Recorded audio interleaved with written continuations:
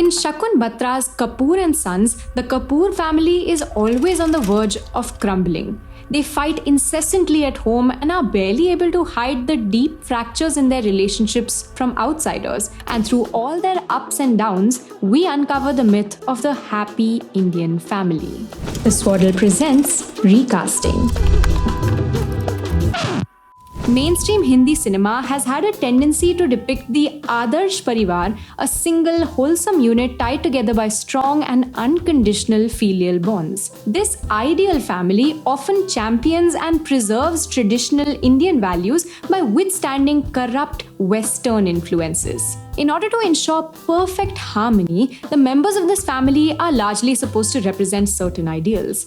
The benevolent patriarch acting as the guardian of the Khandan's parampara, the caring mother who dotes on all her children, the dutiful son willing to sacrifice his own desires for the sake of the family, and the patient daughter-in-law ready to endure unhappiness in order to prove her loyalty to her husband's family. In most of these depictions, the family unit is portrayed as being an inherently happy institution, with familial roles providing some form of fulfillment to every individual. Any kind of issue within the family is never structural, but always portrayed as an aberration stemming from misguided actions of individual family members. Ultimately, these tensions are resolved in the style of a moral fable, with erring family members realizing their mistakes and the unity of the great Indian family being restored. But this is where the Kapoor family breaks the mold. When the grandfather falls ill, all the family members come together to look after him and fulfill his dying wish of framing a perfect family photo.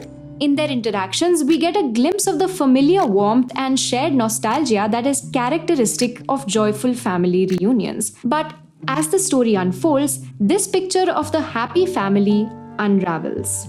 Instead of being the guardian of sanskar, the father cheats on his wife. Instead of loving her children equally and unconditionally, the mother favors her more perfect son.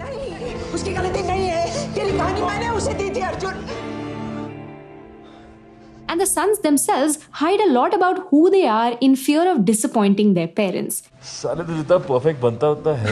But none of these shortcomings are demonized. Instead, they serve to reveal the pressure that the happy Indian family's standard of perfection puts on people. Rahul, tu mera perfect bachcha tha. Perfect bachche ke label se thak gaya hu.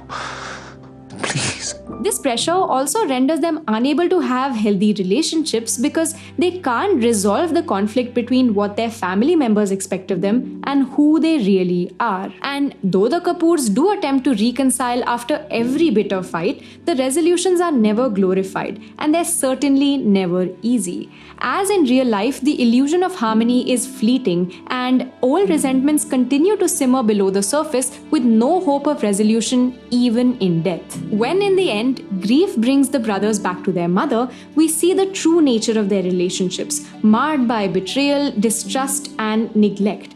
And we realize that what really ties the Kapoors together as a family is not the endless capacity for forgiveness or a perfect sense of filial duty, but the shared recognition of each other's vulnerabilities and flaws as they finally come to see each other for who they really are. And just like that, we see a new kind of happy Indian family.